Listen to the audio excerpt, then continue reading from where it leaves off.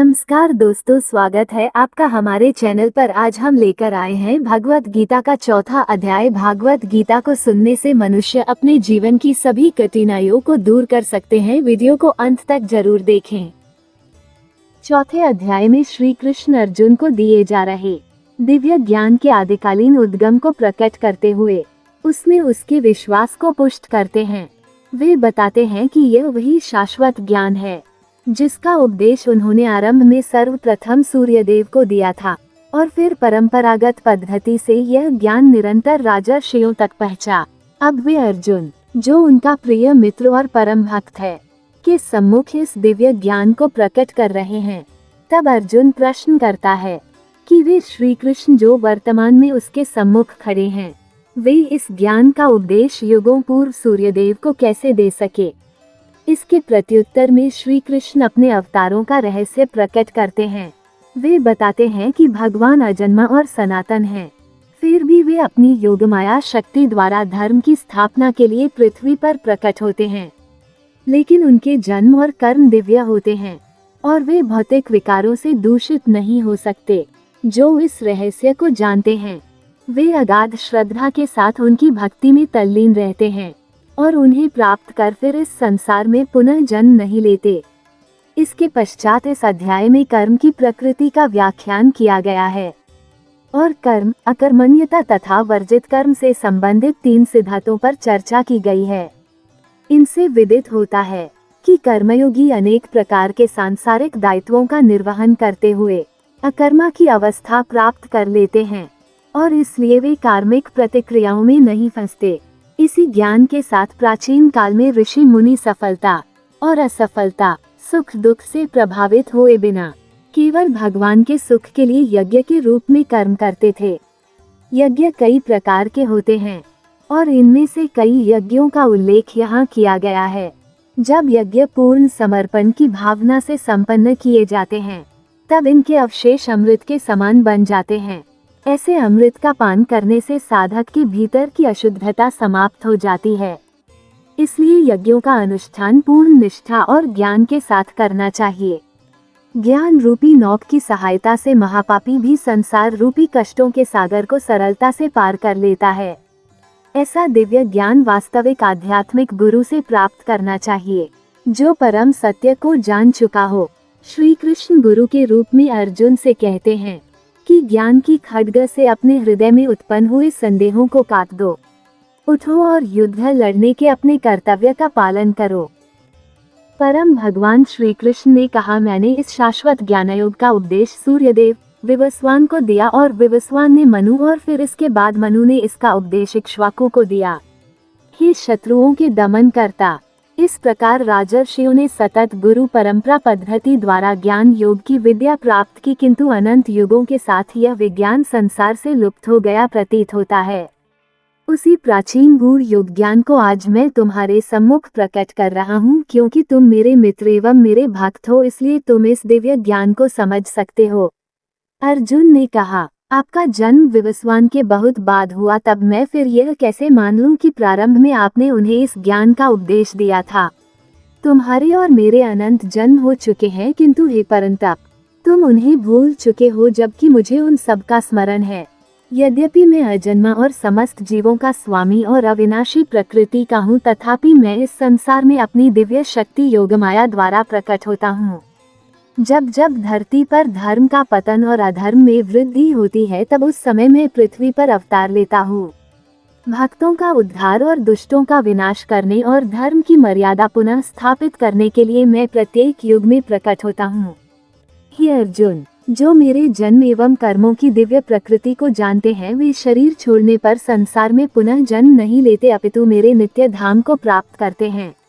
आसक्ति, भय और क्रोध से मुक्त होकर पूर्ण रूप से मुझ में तल्लीन होकर मेरी शरण ग्रहण कर भूतकाल में अनेक लोग मेरे ज्ञान से पवित्र हो चुके हैं और इस प्रकार से उन्होंने मेरा दिव्य प्रेम प्राप्त किया है।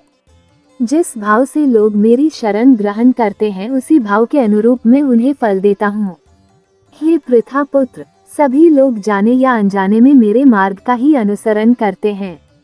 इस संसार में जो लोग सकाम कर्मों में सफलता चाहते हैं वे लोग स्वर्ग के देवताओं की पूजा करते हैं, क्योंकि सकाम कर्मों का फल शीघ्र प्राप्त होता है। मनुष्यों के गुणों और कर्मों के अनुसार मेरे द्वारा 4 वर्णों की रचना की गई है। यद्यपि मैं इस व्यवस्था का सृष्टा हूँ, किंतु तुम मुझे अकर्ता और अविनाशी मानो।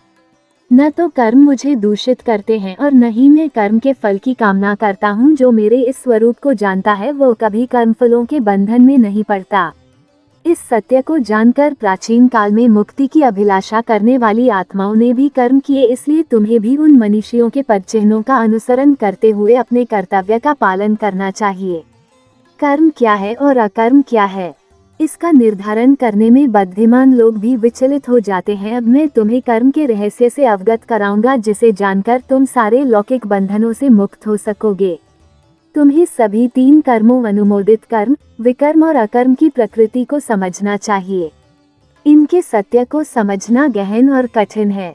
वे मनुष्य जो अकर्म में कर्म और कर्म में अकर्म को देखते हैं, वे सभी मनुष्यों में बुद्धिमान होते हैं। सभी प्रकार के कर्मों में प्रवृत्त रहकर भी वे योगी कहलाते हैं और अपने सभी कर्मों में पारंगत होते हैं। जिन मनुष्यों के समस्त कर्म सांसारिक सुखों की कामना से रहित हैं तथा जिन्होंने अपने कर्म फलों को दिव्य ज्ञान की अग्नि में भस्म कर दिया है, उन्हें आत्मज्ञानी संत बुद्धिमान कहते हैं। अपने कर्मों के फलों की आसक्ति को त्याग कर ऐसे ज्ञानी जन सदा संतुष्ट रहते हैं और बाह्य आश्रयों पर निर्भर नहीं होते। कर्मों में संलग्न रहने पर भी वे वास्तव में कोई कर्म नहीं करते। ऐसे ज्ञानी जन फल की आकांक्षाओं और स्वामित्व की भावना से मुक्त होकर अपने मन और बुद्धि को संयमित रखते हैं और शरीर से कर्म करते हुए भी कोई पाप अर्जित नहीं करते। वे जो अपने आप स्वतः प्राप्त हो जाए उसमें संतुष्ट रहते हैं, ईर्ष्या और द्वैत भाव से मुक्त रहते हैं। वे सफलता और असफलता दोनों में संतुलित रहते हैं। वे सभी प्रकार के कार्य करते हुए कर्म के बंधन में नहीं पड़ते। वे सांसारिक मोह से मुक्त हो जाते हैं और उनकी बुद्धि दिव्य ज्ञान में स्थित हो जाती है, क्योंकि वे अपने सभी कर्म यज्ञ के रूप में भगवान के लिए संपन्न करते हैं और इसलिए वे कार्मिक प्रतिक्रियाओं से मुक्त रहते हैं। जो मनुष्य पूर्णतया भगवत चेतना में तल्लीन रहते हैं उनका हवन ब्रह्म है, हवन सामग्री ब्रह्म है और करछूल जिससे आहुति डाली जाती है वह ब्रह्म है, अर्पण कार्य ब्रह्म है और यज्ञ की अग्नि भी ब्रह्म है। ऐसे मनुष्य जो प्रत्येक वस्तु को भगवान के रूप में देखते हैं वे सहजता से उसे पा लेते हैं। कुछ योगी सांसारिक पदार्थों की आहुति देते हुए यज्ञ द्वारा देवताओं की पूजा करते हैं। अन्य लोग जो वास्तव में आराधना करते हैं वे परम सत्य ब्रह्मरूपी अग्नि में आत्माहुति देते हैं। कुछ योगी जन श्रवणादि क्रियाओं और अन्य इंद्रियों को संयम रूपी यज्ञ की अग्नि में स्वाहा कर देते हैं, और जबकि कुछ अन्य शब्दादि क्रियाओं और इंद्रियों के अन्य विषयों को इंद्रियों के अग्नि रूपी यज्ञ में भेंट चढ़ा देते हैं। दिव्य ज्ञान से प्रेरित होकर कुछ योगी संयमित मन की अग्नि में अपनी समस्त इंद्रियों की क्रियाओं और प्राण शक्ति को भस्म कर देते हैं। कुछ लोग यज्ञ के रूप में अपनी संपत्ति को अर्पित करते हैं। कुछ अन्य लोग यज्ञ के रूप में कठोर तपस्या करते हैं और कुछ लोग यज्ञ के रूप में अष्टांग योग का अभ्यास करते हैं, और जबकि अन्य लोग यज्ञ के रूप में वैदिक ग्रंथों का अध्ययन और ज्ञान पोषित करते हैं, जबकि कुछ कठोर प्रतिज्ञाएं करते हैं। कुछ अन्य लोग भी हैं जो बाहर छोड़े जाने वाली श्वास को अंदर भरी जाने वाली श्वास में, जबकि अन्य लोग अंदर भरी जाने वाली श्वास को बाहरी श्वास में रोककर यज्ञ के रूप में अर्पित करते हैं। कुछ प्राणायाम की कठिन क्रियाओं द्वारा भीतरी और बाहरी श्वासों को रोककर प्राणवायु को नियंत्रित कर उसमें पूरी तरह से आत्मसात हो जाते हैं। कुछ योगी जन अल्प भोजन कर श्वासों को यज्ञ के रूप में प्राण शक्ति में अर्पित कर देते हैं। सब प्रकार के यज्ञों को संपन्न करने के परिणाम स्वरूप योग साधक अपनी अशुद्धता को शुद्ध करते हैं। इन यज्ञों का रहस्य जानने वाले और इनका अनुष्ठान करने वाले इन यज्ञों के अवशेष जो कि अमृत के समान होते हैं का आस्वादन कर परम सत्य की ओर बढ़ते हैं। हे कुरुश्रेष्ठ, जो लोग यज्ञ नहीं करते वे न तो इस संसार में और न ही अगले जन्म में सुखी रह सकते हैं। विभिन्न प्रकार के इन सभी यज्ञों का वर्णन वेदों में किया गया है और इन्हीं विभिन्न कर्मों की उत्पत्ति का रूप मानो। ये ज्ञान तुम्हें माया के बंधन से मुक्त करेगा। हे शत्रुओं के दमन करता, ज्ञान युक्त होकर किया गया यज्ञ किसी प्रकार के भौतिक या द्रव्य यज्ञ से श्रेष्ठ है। हे पार्थ, अंततः सभी यज्ञों की पराकाष्ठा दिव्य ज्ञान में होती है। आध्यात्मिक गुरु के पास जाकर सत्य को जानो। विनम्र होकर उनसे ज्ञान प्राप्त करने की जिज्ञासा प्रकट करते हुए ज्ञान प्राप्त करो और उनकी सेवा करो। ऐसा सिद्ध संत तुम्हें दिव्य ज्ञान प्रदान कर सकता है, क्योंकि वो परम सत्य की अनुभूति कर चुका होता है। इस मार्ग का अनुसरण कर और गुरु से ज्ञानावस्था प्राप्त करने पर, हे अर्जुन, तुम कभी मोह में नहीं पड़ोगे, क्योंकि इस ज्ञान के प्रकाश में तुम ये देख सकोगे कि सभी जीव परमात्मा का अंश हैं और वे सब मुझ में स्थित हैं। जिन्हें समस्त पापों का महापापी समझा जाता है, वे भी दिव्य ज्ञान की नौक में बैठकर संसार रूपी सागर को पार करने में समर्थ हो सकते हैं। जिस प्रकार प्रज्वलित अग्नि लकड़ी को स्वाहा कर देती है, उसी प्रकार से हे अर्जुन, ज्ञान रूपी अग्नि भौतिक कर्मों से प्राप्त होने वाले समस्त फलों को भस्म कर देती है। इस संसार में दिव्य ज्ञान के समान कुछ भी शुद्ध नहीं है। जो मनुष्य दीर्घकालीन योग के अभ्यास द्वारा मन को शुद्ध कर लेता है, वो उचित समय पर हृदय में इस ज्ञान का आस्वादन करता है। वे जिनकी श्रद्धा अगाध है और जिन्होंने अपने मन और इंद्रियों पर नियंत्रण कर लिया है, वे दिव्य ज्ञान प्राप्त कर लेते हैं। इस दिव्य ज्ञान के द्वारा वे शीघ्र ही कभी न समाप्त होने वाली परम शांति को प्राप्त कर लेते हैं। किंतु जिन अज्ञानी लोगों में न तो श्रद्धा और न ही ज्ञान है, और जो संदेहास्पद प्रकृति के होते हैं, उनका पतन होता है। संदेहास्पद जीवात्मा के लिए न तो इस लोक में और न ही परलोक में कोई सुख है। हे अर्जुन, कर्म उन लोगों को बंधन में नहीं डाल सकते जिन्होंने योग की अग्नि में कर्मों को विनष्ट कर दिया है, और ज्ञान द्वारा जिनके समस्त संशय दूर हो चुके हैं, वे वास्तव में आत्मज्ञान में स्थित हो जाते हैं। अतः तुम्हारे हृदय में अज्ञानतावश जो संदेह उत्पन्न हुए हैं, उन्हें ज्ञानरूपी शस्त्र से काट दो। हे भरतवंशी अर्जुन, स्वयं को योग में निष्ठ करो।